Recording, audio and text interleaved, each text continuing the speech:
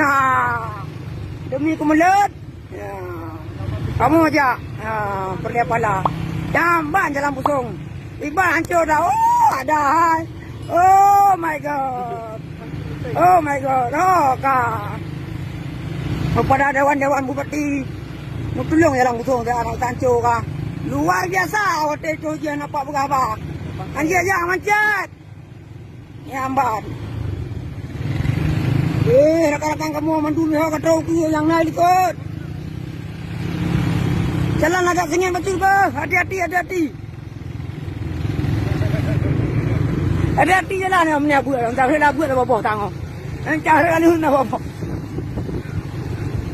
Oh my god.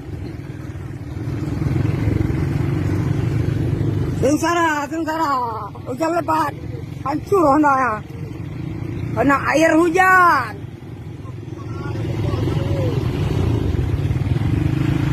Hati-hati, hati-hati, hati-hati.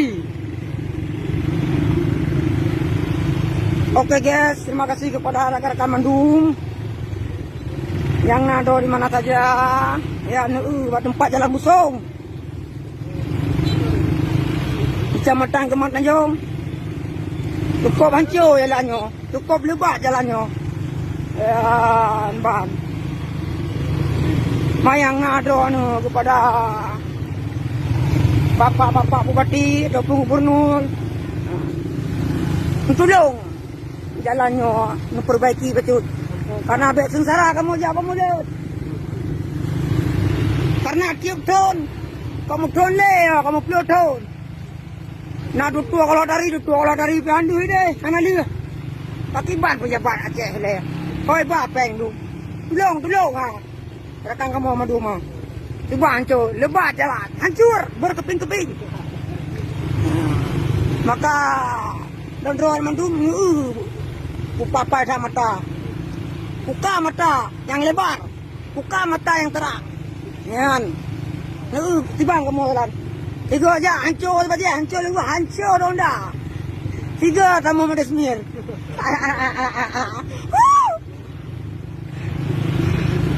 Oh, ada. Gunung naik gunung. Turun gunung.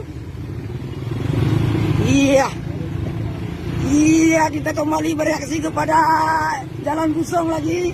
Kecamatan Kemang Tanjung. Udah 10 tahun jalan ini tidak diperbaiki oleh para dewan-dewan.